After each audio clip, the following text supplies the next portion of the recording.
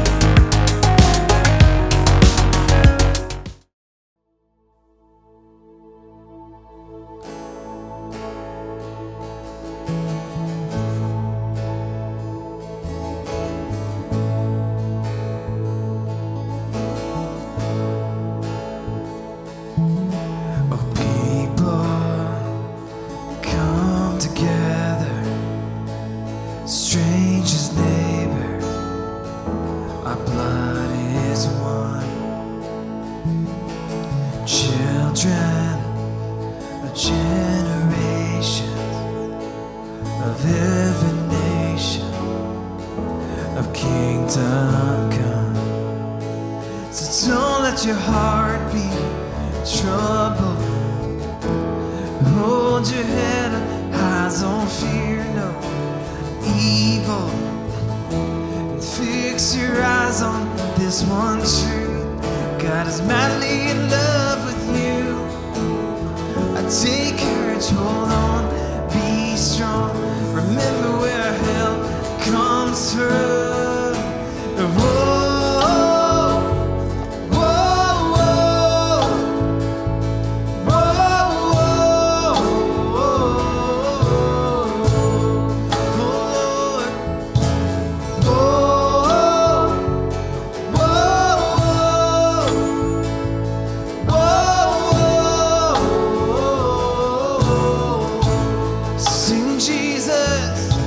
Jesus, our Redeemer.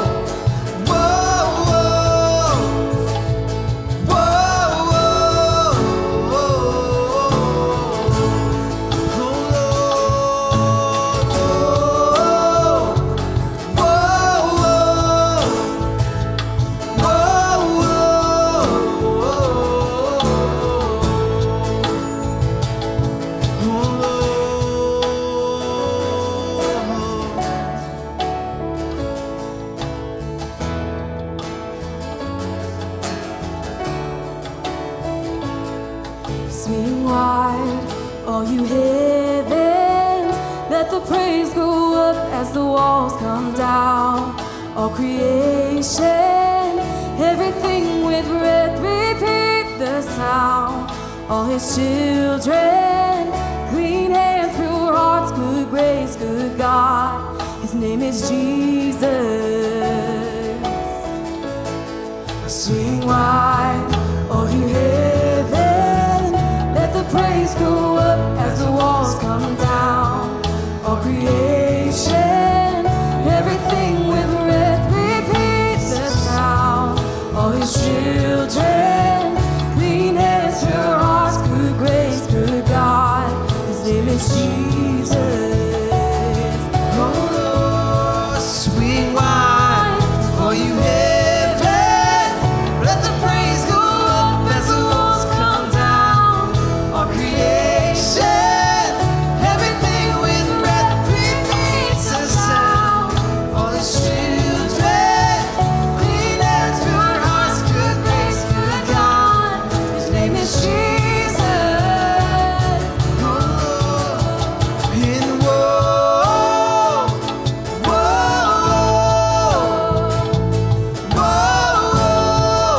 whoa, Lord, we say, whoa, whoa.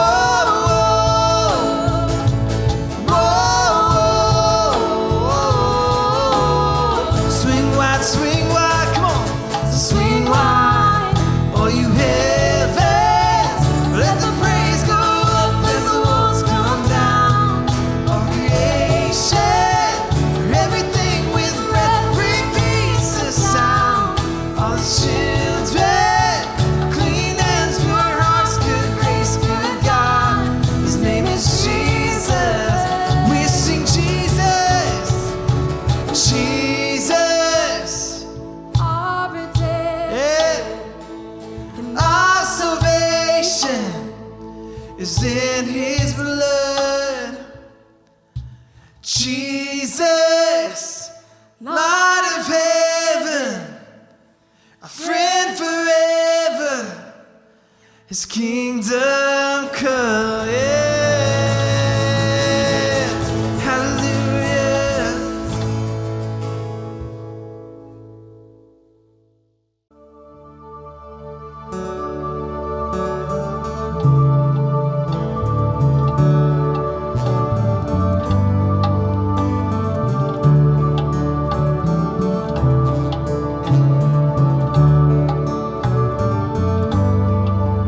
hold me now in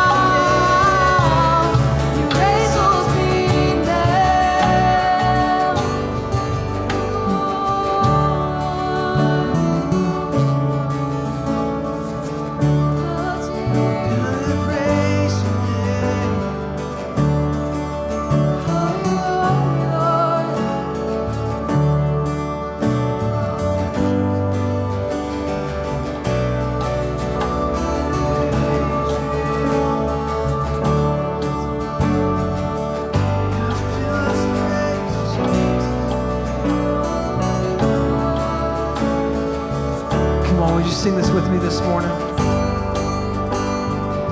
So here I stand, high in surrender. I need you now. Hold my heart now and forever. My soul cries out. Here I stand, high in surrender. I need you now. Hold my heart now and forever. Wherever you're at this morning, if you're in your living room, if you're at your house, wherever you're at, sing this out.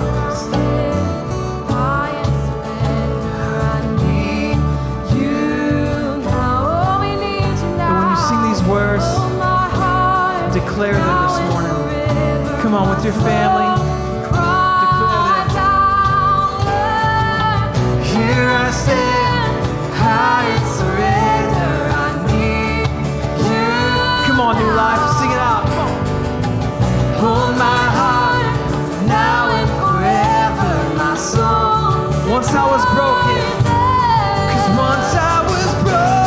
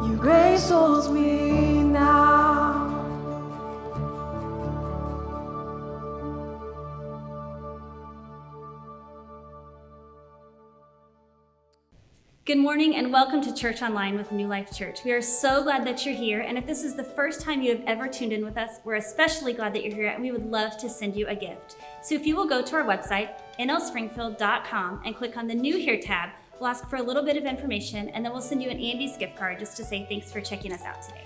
We also want to make you guys aware of what's coming this Wednesday. Wednesday night, live on Facebook, we're going to be interviewing Pastor Dan Call. Some of you might know Pastor Dan was the previous pastor of New Life Church. We're going to be checking in with him and seeing how he's doing during this season. Also, so many of you have been asking how you can help during this time, and so we reached out to some people in our community asking how our church can be of help. The Pregnancy Care Center is excited to partner with us, and they've told us what it is that they need. And so when we asked them, what is your number one need? It was masks, which is sort of hilarious because we've been providing masks a lot during this time. So if you have not already gotten on board and started making masks, but you think you could do that, we would love to have you do that. Otherwise, they said they also could use gift cards in $10 increments to both Walmart and Target. So if you would like to help us with that, you can email info@nlspringfield.com. Let us know you've purchased some gift cards, and we will schedule a time to pick those up from you. Now, the coronavirus, it's obviously impacted different people in different ways. But one group of people has been impacted in incredible ways by this virus, and that's our seniors. Now, what qualifies you as being a senior? Well, a senior is someone who is a little bit older than Pastor Ashley, but a senior could also be someone who is a little bit younger than Pastor Ashley and happens to be graduating from high school. It's a cute joke. Yeah, it's nice, right? Mm-hmm. So our seniors are people who have been impacted by this virus because whether you're a little bit older and you're stuck at home and you're at high risk for contracting the virus, or you're a senior who's graduating and you don't get to go to graduation, you don't get to go to prom or any graduation parties, this virus has impacted your life. So we wanted to do something to honor those who have been impacted in this way. If you'd like to help adopt a senior, you can email info@nlspringfield.com and let us know. We also have been looking for ways that we can connect with you through this whole time. And one of the things that we love to do is we love to pray with you and for you. And we're missing that time that we get to pray with you in person. And so we are calling this Thursday a New Life Day of Prayer.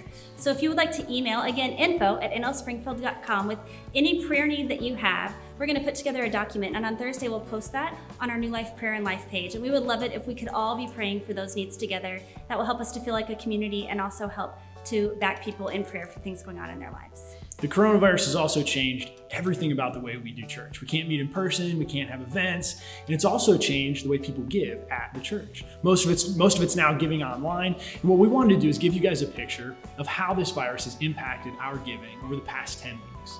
So 5 weeks before the virus hit, we had about 480 donations come in. 5 weeks after the virus hit, we had about 280 donations come in. The only difference between those two groups of donations was about $7,000. That $7,000, that's only about 10% of where we would normally be at right now. What that means is that in 5 weeks of not having church, we're only 10% away from where we would normally be right now. That's great news. That tells us two things. It tells us that God is helping us. It tells us that He's helping us help others know Jesus better. But it also tells us that while we're in a good place, we're not where we would like to be. What we wanted to do is give you an opportunity to give. So if you would like to give today, there are 3 ways you can do that. You can text to 84321. You can go to our website, nlspringfield.com/giving, or you can mail a check to the address in the comments. We're so glad that you chose to join us this morning, and we hope that you enjoy our service.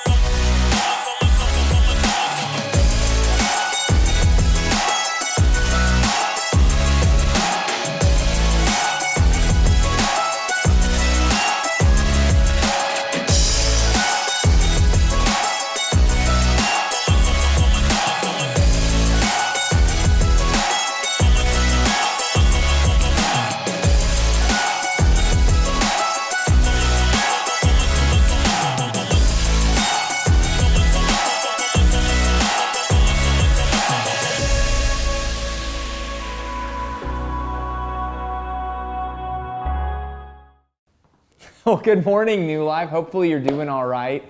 Man, I'm going to be honest with you, okay? I really miss seeing you guys. And hopefully you guys miss, being able to get together too. I'm so thankful for the opportunity to continue to connect with you in this way. But let's just be honest, it is not the same as being in person, is it? Isn't it? So I was maybe thinking, help me out with this, okay? Just in the comments below, if you would say, what is it that you miss most about New Life? And just to kind of make it, maybe make it fun, let's not do anything people related, because I think we all miss the people, and that's important to us. But maybe something like for me, okay, so taking people out, the thing I probably miss doing the most is I miss being in the parking lot.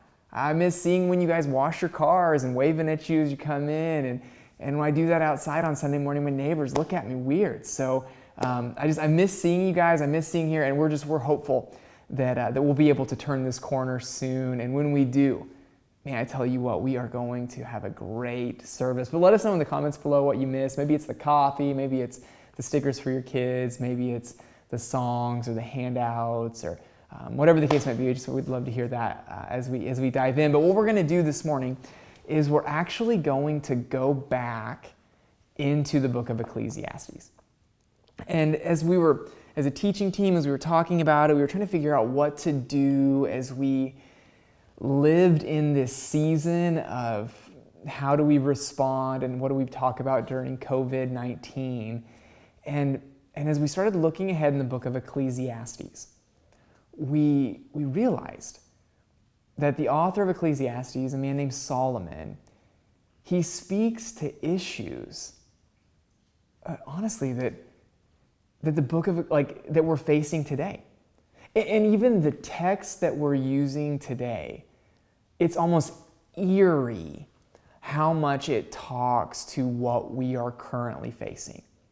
So maybe if you're catching up with us online, this is maybe one of the first services you've been part of, or maybe just as a refresher, we've been in this book now for a little bit, and we've called the series, What is Life? And the reason why we've been calling the series that is because this was a book written by a man named Solomon, who essentially conducted a bunch of experiments to try to answer the question, how do I find meaning in life? And what I have found so interesting and even challenging with the book is that he's answered those questions with saying things that we probably already knew, but he said it in a way that I hadn't thought about previously. And so just a few things that he said to maybe to catch you up is one is he says that there is nothing new under the sun. He says that in week 1, and maybe if you're like, I don't know about that, just watch the first sermon in this series and you'll see me explain that. He's also told us this, okay, that despite our best efforts, we will be forgotten. And just to illustrate that, I'm having a picture put up right here, okay? How many of you know who this person is? I bet that unless you looked him up after I mentioned him a few weeks ago when I was preaching on being forgotten, few of you would know that that is Chester A. Arthur. And he was actually a president of our United States of America. Not all that long ago, he would have been the most popular human being in our country. And I just showed a picture of him and most of us didn't know who he was. So Solomon says, he says, there's a really good chance that you're going to be forgotten. He also points out this thing with knowledge, that you're never going to know everything. And there's a really good chance that the more that you know, the more you're going to be frustrated. And not only the more you're going to be frustrated, but probably the more you're going to realize that you don't know. That knowledge isn't a great place to try to find meaning. And especially true in 2020, one of the things that he draws our attention to is he draws our attention to that when we look at the voids in our heart, one of the things that we try to do to fill those voids is we try to fill them with excesses of pleasure. And he draws attention to the fact that that will not fill those desires in your heart. And he tells us time and again in this letter, or in this book, to shift our gaze beyond the sun, to shift our gaze to God. And as we look to him, he will help us find meaning in this life that can be really, really challenging. And what he talks about today, what we're going to look at in our text today, is something that we have absolutely experienced to be true. And it's that money, possessions, wealth, that it is a really bad place to place your trust. And let's just be honest, we've experienced this. That I bet even there's a lot of you watching this who have experienced this personally. Maybe you've lost your job. Maybe you were deemed non-essential, and so you've been unable to get a paycheck, and you've realized the instability of wealth and income in that action. Maybe some of you, you're fine, but the truth is you're a little concerned, that you're waiting with bated breath to see how long this thing is really going to last. Maybe some of you are hoping that your employer gets that payroll protection thing so that you're going to be able to be taken care of during this season, and you're just watching it with bated breath. And what are those examples showing you? They show you that wealth, that income, that finances aren't as stable as we would like them to be, even as I think about our stock market. Man, it just seems like it always kind of seems a little bit like a roller coaster, but now isn't that especially true? I read a report a few weeks ago that Zoom, which is where we're all doing our meetings now, right? That it took a spike when this whole thing happened, that it really went high. And then a few weeks ago, it actually took a huge drop because there became all kinds of security concerns about Zoom. And as I'm filming this message, on the day that I'm filming this message, I can tell you that Carnival Cruises that their value is down 90% from where it was about 5 or 6 weeks ago. That money, that where we place our trust, that it is not as stable as we would like it to be. And this is what Solomon wants us to do. He wants us to see this, and he wants to challenge us to place our hope in God. Because if we can place our hope in him, well, we'll have our hope in something that's stable. And so what he does is, in our text that we're going to look at this morning, is he uses something called a chiasm. And this is a style of literature. It's a style of poetic literature to make a point. So like when I preach, I like to try to crystallize my thoughts at the end. And so my goal is most of the time I'm going to walk through a text and I'm going to conclude with tying everything together in a bow, or at least that's what I'm going to shoot for. What Solomon is doing here in this text is actually a little different.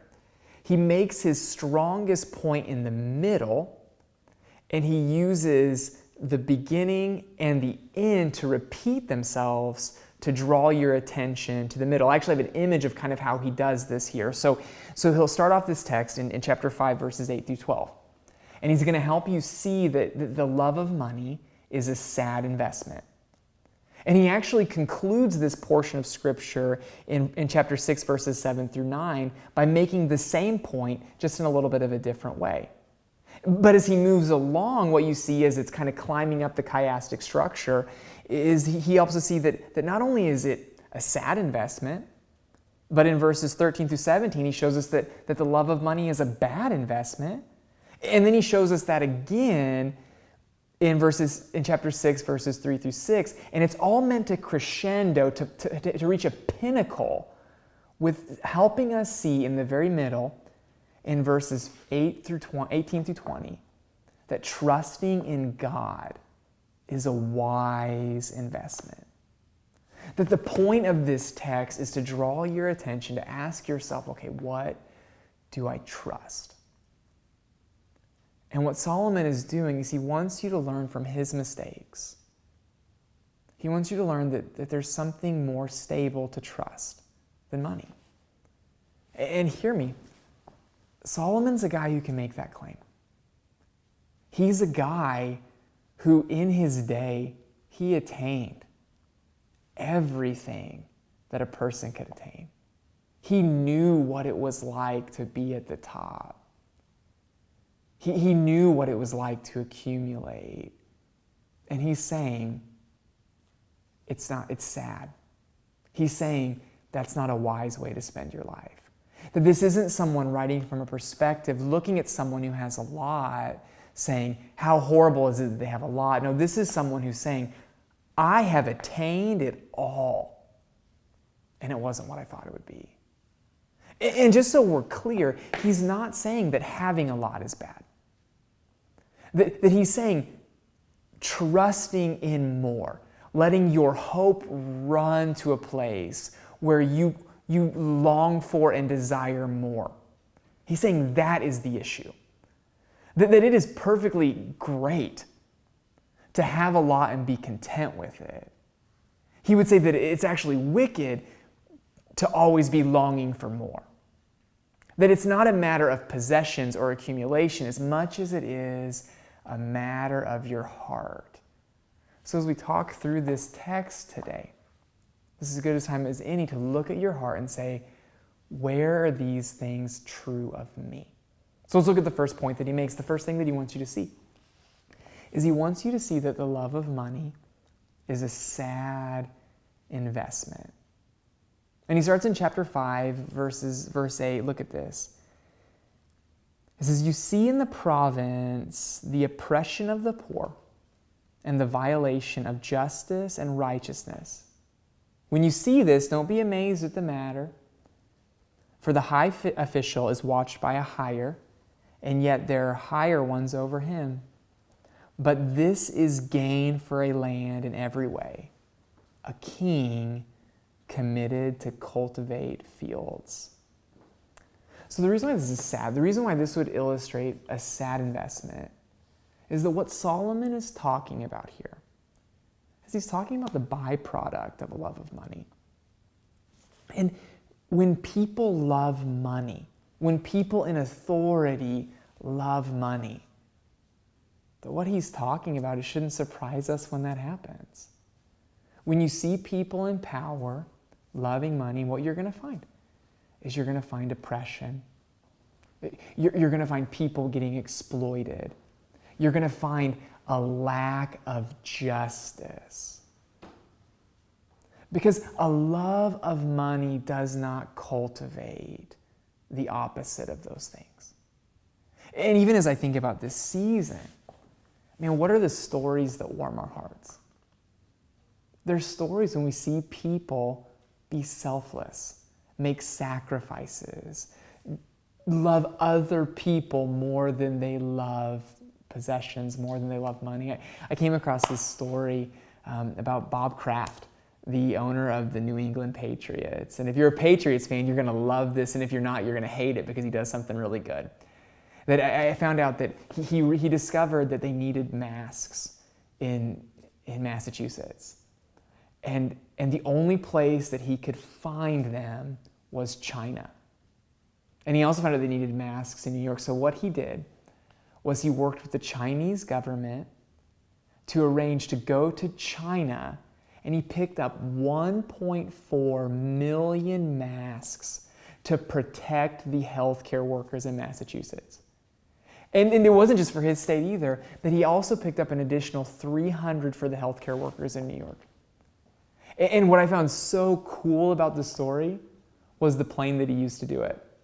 The plane that he used to pick up those masks was the New England Patriot private plane that they used to travel the team. Why is that story why does that warm our hearts?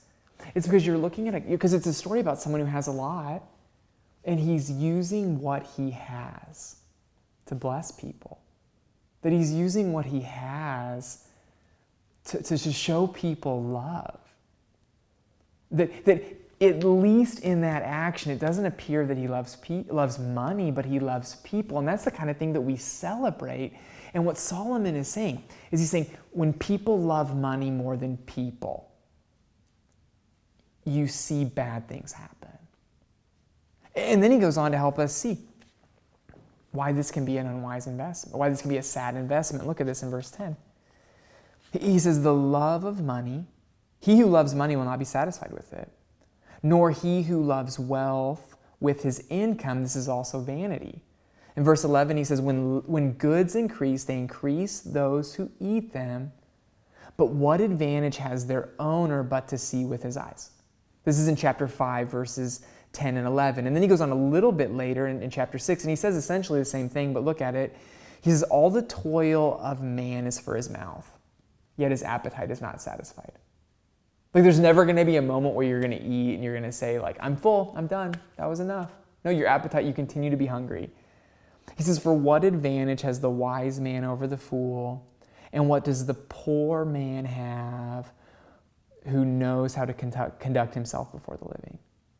Like, he's saying, hey, this is why it's sad. It's sad because you can keep on accumulating, but you'll never have enough.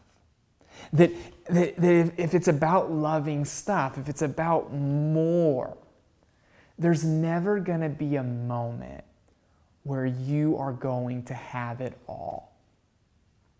Because with technology always advancing, with architecture continuing to change, with what decorations look good and what styles are fly, with that always changing, you're never going to actually arrive. You're going to continue to have to upgrade. And that's a sad way to live. That's going to leave you frustrated. I think about this example from us. The house we live in right now, that it is the first home that we've ever purchased. And I remember the month leading up to us being able to move over to our house. This is what we did. Okay, so we would drive to our house, and we couldn't go inside. So we would walk around it. We'd look in the windows. The people who used to live there didn't live there when we were doing that, so it wasn't weird. And we'd peek in the shed. We'd look at stuff. We'd go on the Zillow listing and just look at the insides of it. We would even bring people to our house just so that we could show them show them the outside and walk them around with it. I think I even took my dad in the crawl space and acted like I knew what was going on down there. Why? Because I was pumped about my house. I can tell you this, I love my house. I'm thankful for my house. I've lived there now, I think 8 years.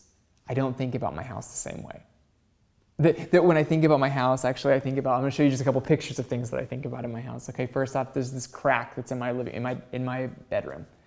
That we have put all kinds of spackle in there. We've done all kinds of things to try to fill it, and the crack just continues to come back. That's what I think about when I think about my house. I think about my shed. And when I bought this house, the shed was immaculate. Last summer, I went to open the door and the handle ripped off because the door was so heavy, and now I still haven't replaced the handle on my shed. That's what I think about when I think about my house. One of the things I've been drawn to recently is I think about this outlet. It looks just like an outlet, doesn't it? It's a normal outlet. Except for the fact that there's no power going to it, which wouldn't matter that much. But here's the thing, I've been officing in that room for the last month and a half, and there's no power coming from that outlet. And please don't put in the comments, I need to check the breaker. I checked the breaker. The outlet just doesn't work. Again, I love my house, but now as I've lived there for so long, I think about things like this. I think about the carpet. Here's a picture of our carpet. Like, we need to replace the flooring. That this is the stuff that I think about. Now, this is not just something for people in my income bracket. That this is something that all people have to face. There's always going to be a need or an option to upgrade. And what Solomon wants us to see is he wants us to see that that's a sad way to live your life. And maybe you know someone where they're like just constantly like getting stuff. They're constantly like showing off the things that they have, and you almost see what they're doing. And that they're trying to find meaning in their possessions, and you see it. That Solomon's saying, if you love stuff, if your trust is in wealth and in status, you are always going to be trying to accumulate more. And he wants us to see that it's a sad way to live your life. And then he uses 2 proverbs to help make this point. Let me read it to you. He says this in chapter 5. He says, sweet is the sleep of the laborer, but the stomach of the rich will not let him sleep. That he's saying there's something about working hard, eating enough, and sleeping knowing you gave it your best. And then when he talks about the sleep of the rich, it's this idea that back in the day, that the rich, they could overindulge in such a way that, well, they've eaten too much that it makes it hard for them to sleep. And here's the thing, this is an issue that we can actually experience today. I bet, like I heard this thing I thought was funny, that not the freshman 15, but it's like the COVID-19 that people gain because of this life in isolation.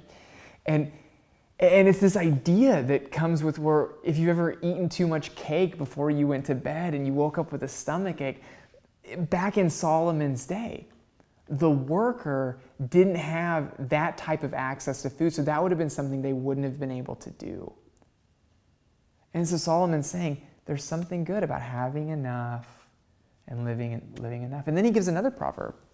Look at this. He says, better is the sight of the eyes than the wandering of the appetite. This is also vanity, a striving after the wind. And he's just saying, he's comparing the love of money to chasing the wind. And as we think about, like, he's using this expression, he uses this expression throughout the book to make his point about what is about things that are sad to do. Because there are a few things in life that are sad like chasing the wind. That if you were to chase the wind, like you were to go outside and try to chase the wind, your neighbors would think you were a fool. Like this is what Solomon's helping you see. Your neighbors would think you're a fool. You would be unable to actually ever catch the wind in the same way you'll never be able to be satisfied with wealth. But here's the thing with the wind. When you go outside and you try to catch it, you can feel it. You know it's there. And it almost feels like every time you try to catch it, you get a little bit closer, but the truth is, you're not getting any closer, you're just chasing the wind. That's what wealth does. That's what the love of wealth does. Is you think, okay, this time I finally got it. This time I finally have enough, and then a few months pass, and you're like, nope, I need more. Nope, this would be better. Nope, this would be the next thing. And Solomon's saying, hey, see that. Because if you don't, it's going to be sad. And not only does it have the potential to be sad, it's also unwise. And that's the second thing he wants us to see. And man, this is true. And this is especially true today. That if you're here watching me and you love money, you put your trust in money, I bet right now you're kind of feeling a little squeamish, aren't you? Because you're realizing how unstable that can be. You're realizing that maybe there is another place to place your trust. It's not to say that you can't buy stuff or that money's evil, but I'm just saying that if that's where you place your trust, if that's where you find your value, if that's what your hope is in, man, I bet you're feeling it right now, aren't you? And here's the thing about this text that's so interesting. That in 10 years, when I preach on this same idea, I'm going to use this season as an example.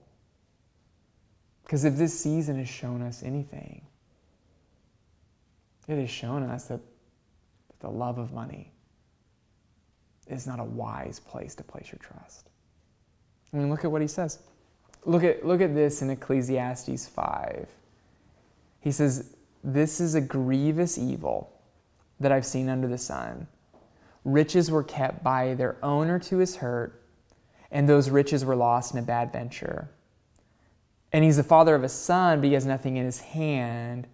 And as he came to his mother's womb, so shall he go again, naked as he came.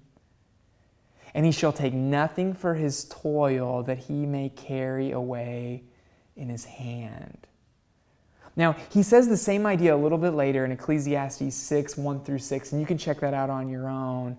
But essentially what he's pointing out here is he's pointing out that the reason why the love of money isn't wise is because money doesn't always work the same way. There are going to be seasons, like he uses an example of someone who held on too long and missed a good investment. Maybe some of you're thinking of a situation in your life where you have friends who got involved in something early and man, it has paid off really well for them. But here's the thing, the reason why it's not always wise is because sometimes, as Solomon says here, is that you can get into something too early, you can lose it all, someone else can tweak it and make all the money on it. And so he's saying there's no foolproof plan. That if your trust is in money, it's an unstable place to put your trust, because the truth is once you get there, like there's no foolproof plan. And then what he wants us to see is he wants us to see that it's not wise, that it's not a wise place to place your trust, because it doesn't matter. You're not going to take it with you.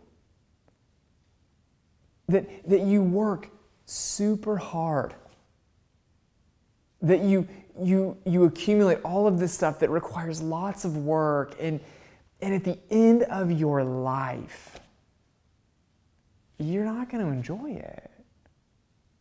It's going to go to someone else. In chapter 6, he says that there's a really good chance that what you worked for might even go to a stranger. And if that is true of our possessions, then hopefully we can find another place to put our trust. I think of this story that I've heard of. It's of a guy who really wanted to frustrate his family. And so what he did was he said, when I die, I want to be buried with all of my money. Just as a way to like spite his family, to show them, what's up.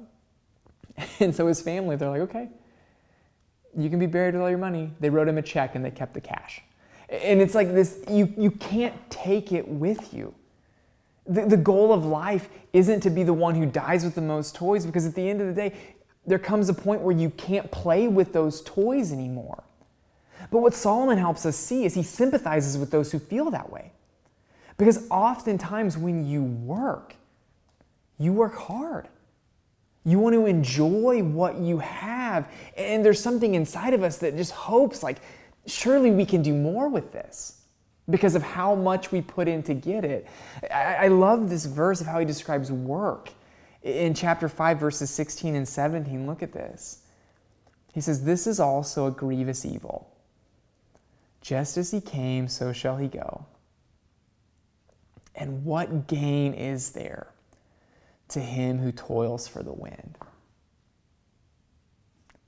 Moreover, all his days he eats in darkness, in much vexation and sickness and anger. If you've ever worked hard for something, you've probably experienced vexation. You've probably been angry before when something maybe didn't go your way. And I would bet you ate in darkness because you worked late. Everyone else already ate, but you had to eat in darkness because you were working long hours. It's probably why you would want to take that stuff with you, because in this life you have worked so hard to attain it. And so we're climbing the chiastic structure that Solomon is saying, okay, that loving money is a sad investment. Loving money is a bad investment. And he's saying, but there is a wise investment. There is a good place where you can trust. That there is something that you can bank on and find confidence in. And it's God. He wants you to see your heart is going to gravitate towards more. Your heart is going to gravitate towards possessions. Your heart is going to think that it needs more accumulation, but that's just chasing the wind. But if you can teach your heart to trust in God, you can enjoy the things that He gives you, but you can enjoy them in a way that realizes that the giver of the gift and a relationship with the giver of the gift is so much better than the gift itself. Look at how he makes his point here in chapter 5, verse 18. He says, behold. Like, this is how you know this is the point that he wants to make. What I've seen to be good and fitting is to eat and drink and find enjoyment in all the toil with which one toils under the sun, the few days of life that God has given him, for this is his lot. Everyone also to whom God has given wealth and possessions and the power to enjoy them, and to accept his lot and rejoice in his toil, this is a gift from God. For he will not much remember the days of his life, because God keeps him occupied with the joy of his heart. That he's the giver. That he wants to give you good things. That even the things that come your way, he wants you to enjoy them. But you can only really enjoy what comes your way if you really trust the giver of the one who brings it your way. I think about this in my kids. And my kids, I love them. But man, they are notorious for losing things. That when I give them a gift, like they're not thinking about how to keep it safe. They're just thinking about how do I max this out and enjoy it. So it could be something like bringing a stuffed animal to the grocery store, and it's like, where's that bear? Or it could be something like when they get a video game, instead of putting it where it goes, they carry it around the house and it comes in a little cartridge and we spend an hour looking for Luigi's Mansion. Like things like that, where they're just excited to enjoy the gift. That there's no worry to them thinking, well, what if I lose this, or what's next? No, they're just happy with what they have, and they're able to enjoy it fully because they're not afraid of what might come next or how it might be gone. They just want to enjoy and appreciate the gift. And it's not a perfect illustration, because the truth is, like my kids, they probably should learn a little bit more caution when it comes to the things that they give. That when God gives to us, that we need to be cautious with those gifts. But we also need to realize that if it came from Him, we can trust Him. And we need to be far more concerned with enjoying and celebrating the giver of those gifts than we are desiring more. Because when you're not concerned with the gift, but you trust the giver, you're not going to be afraid to lose what comes, because you know the one who gave it to you. That in the midst of times where things feel unstable, sure, you want to be cautious, you want to be smart, but you don't have to be afraid like everyone else, because the ground that you're standing on isn't your possessions. The ground that you're standing on is the giver of all things.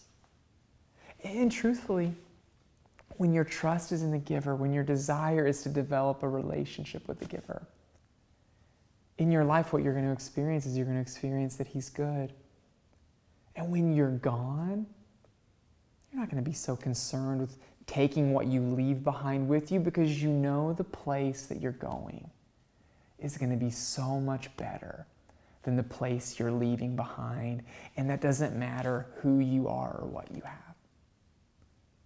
So my question to you as we close this morning is this: what do you trust? When you lay in bed at night and you tell yourself, this is going to be okay, what's your reason for that?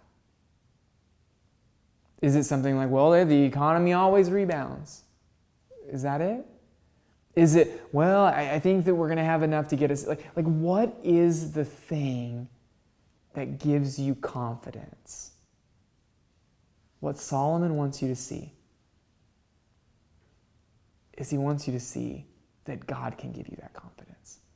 He wants you to see that in the midst of uncertainty, you can trust Him. And He wants to be good to you. So I'm just going to pray for you today. I'm going to pray that God will bless you in this area of your life by not only providing for you. I pray that He will provide for you. But I also pray that your heart would be able to rest in knowing that He is the giver of all good things. Would you pray with me this morning? Father, we love you, and we're thankful. We're thankful that, God, you are a giver, and that all the good that we have in our lives, that it comes from you. And so, Father, as we finish up this service this morning, I pray that we would be able to trust in the giver of the things that have come our way. I pray that our heart would love you more than we love anything else. And I just pray that my friends who've watched this, that they would be able to evaluate where they have placed their trust. And God, that if it's not you, in this moment, in their room, wherever they're watching, would you convict their hearts and help them see that you are a refuge and that you are a place where they can put their hope and where they can put their trust. God, bless them in this. Bless their day. Help them, God, to know you better. It's in Jesus' name. Amen.